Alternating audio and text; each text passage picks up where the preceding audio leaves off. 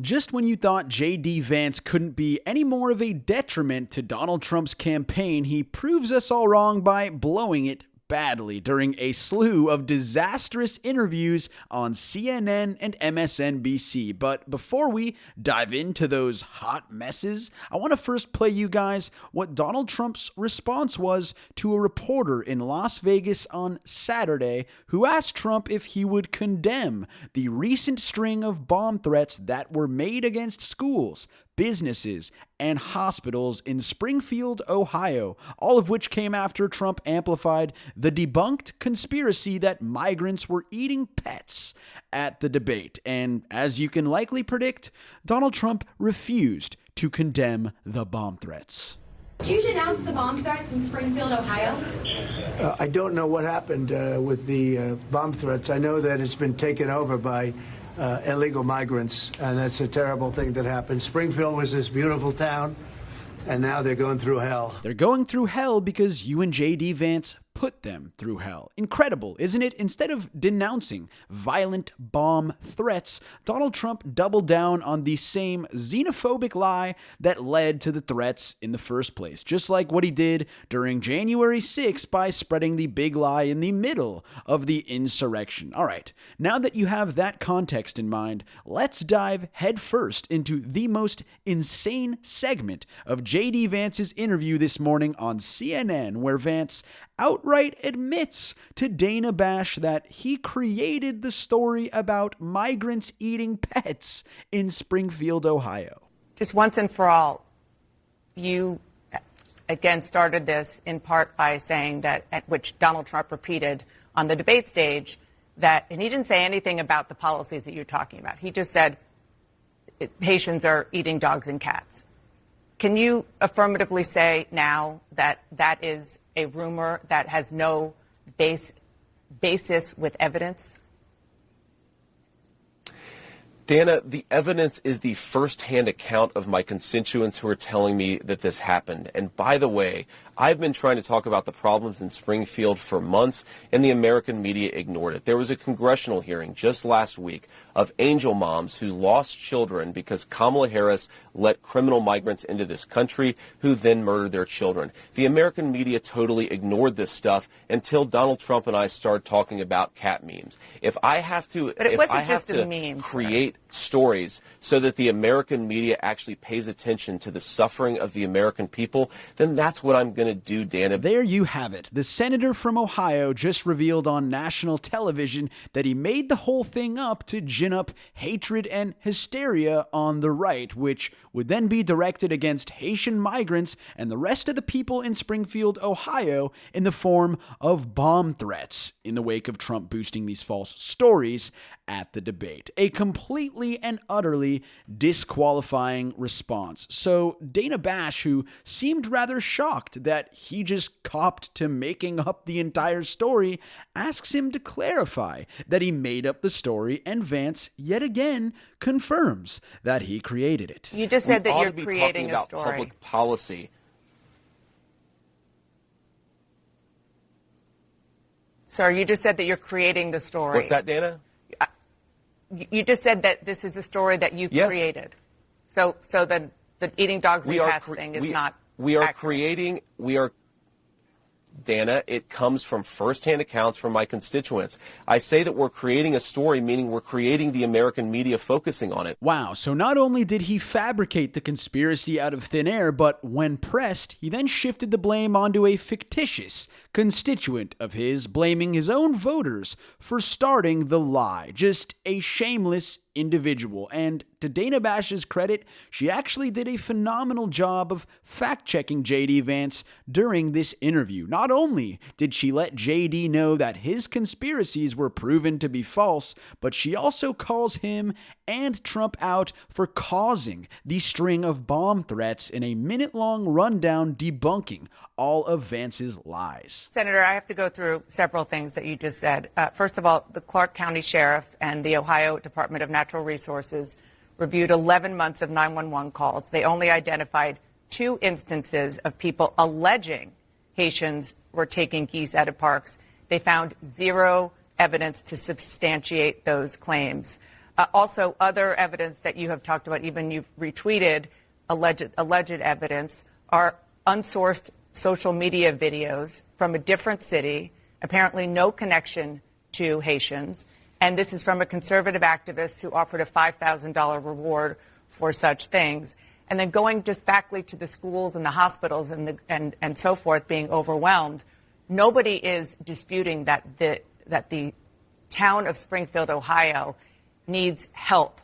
But you're not just a bystander. You're the senator from Ohio. So instead of saying things that are wrong and actually causing the hospitals, the schools, the government buildings to be evacuated because of bomb threats, because of the cats and dogs thing, why not actually be constructive in helping to better integrate them into the community? Because there are a lot of employers there who say that the Haitian workers are helping fill jobs that they need desperately filled. Damn right, Dana. Credit where credit is due. That was a quality fact check from the CNN anchor. Where was that energy during the debate when Donald Trump spread 50-plus lies? Oh well, I guess better late than never. Kudos. So it was evident that the new and improved Dana Bash, who fact checks, got under JD's thin skin to a point where instead of responding to her fact check, he had a meltdown and told her to, quote, shut up, in a moment that was equally as reprehensible as his first answer. Well, what is the implication, Dana? I actually love to have this conversation right now live on air. Right. What is the implication when you say you calling out these problems has caused a bomb threat? You accused me of causing a bomb threat. Doesn't that mean you should shut up about the residents of Springfield? Don't you realize you're engaged in basic propaganda to silence the concerns of American citizens? I was quoting the actual mayor of Springfield, Ohio, begging after the bomb threats, begging federal officials, to please stop putting negative attention on his city. And I'm not talking about the policies. I'm not talking about the very real challenges that Springfield has. I'm talking about baseless rumors about Haitians eating dogs and cats. And that, after that was said on a debate stage, that is when these bomb threats started. Damn right again, Dana. And as for JD, yikes. I don't think telling a female anchor to shut up is going to increase your favorability amongst women. Remember, JD, she's not a couch. She's an actual human being. You can't talk to her that way. I mean, this was such an all-around bad interview that even Mike DeWine, the MAGA governor of Ohio, JD Vance's state, went on to hit JD and Trump with another fact check about their lies and actually praised Haitian migrants for being hardworking and beneficial to Springfield, Ohio's economy. And here's a question I never thought I would have to ask, but do you see any evidence as governor of the state that Haitian immigrants are eating pets? No, absolutely not. That's what the mayor said. That's what the chief of police has said. I think it's unfortunate that this came up. Let me tell you what we do know, though. What we know is that the Haitians who are in Springfield are legal. They came to Springfield to work.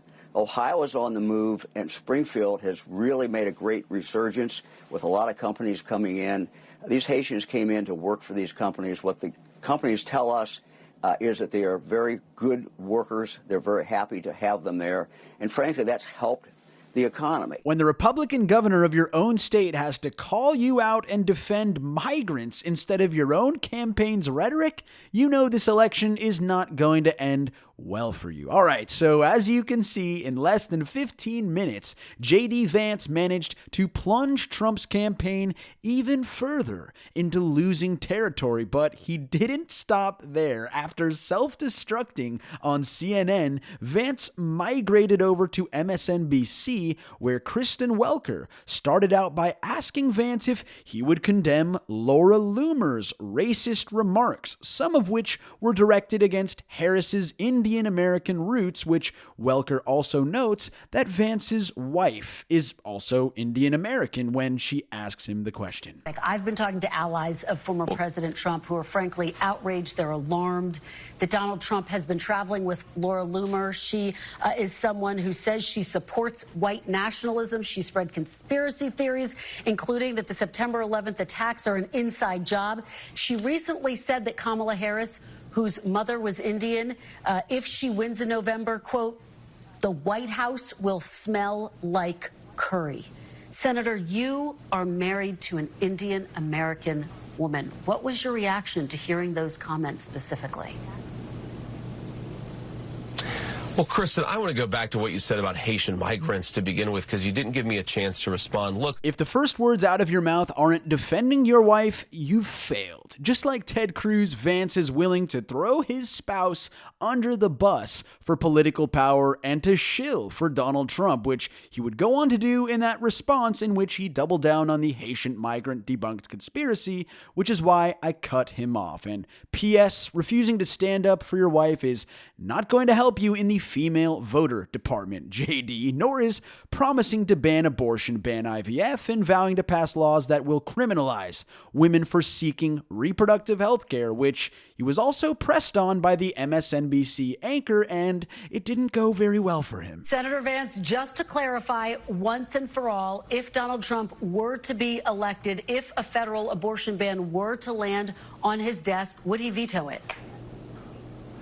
Well, Kristen, as you saw the president say, we hadn't discussed it. We still haven't discussed it, by the way. Time out. You mean to tell me that you haven't discussed the #1 issue in the race with your running mate? Right. Sounds like him and Trump have concepts of an abortion ban, which he is too afraid to admit because he knows how extreme and radical it exposes him and Trump to be. But instead of letting that deflection of an answer slide, Welker asked him again if Trump would veto a national abortion ban, and Vance revealed that he would no longer answer any questions without Donald Trump's approval. Would he veto it?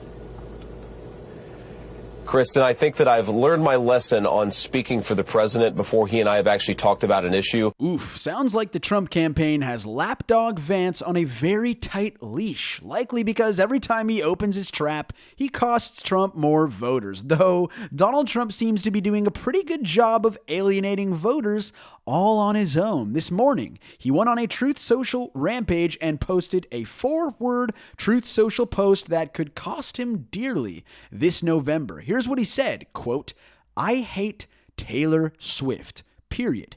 End quote. Yes, that is a real post that the 78-year-old convicted felon made on his failing social media site, telling the world's most influential musician who drove over 400,000 new visits to a voter registration site in a single Instagram that he hates her. Think about it. Instead of spending time with his family or apologizing to the nation for all the crimes he committed and jobs he lost during his first failed term, the adjudicated rapist is spending his Sunday morning not at church, but attacking young people's favorite artist who has 284 million Instagram followers, nearly 2 times more than the amount of voters who voted in the last election. I say, don't let anything get in your way, Donald. Keep letting the country know how much you hate T Swift, and keep letting your running mate JD Vance campaign for you on all of the media networks. 51 days left until the election, and wow, Operation Let Trump and Vance Speak is working bigly.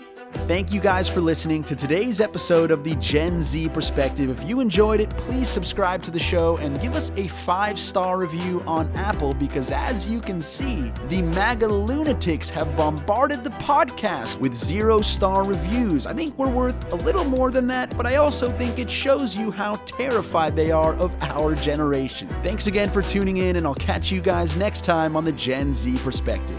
The Gen Z Perspectives theme song was created and produced by Pokari.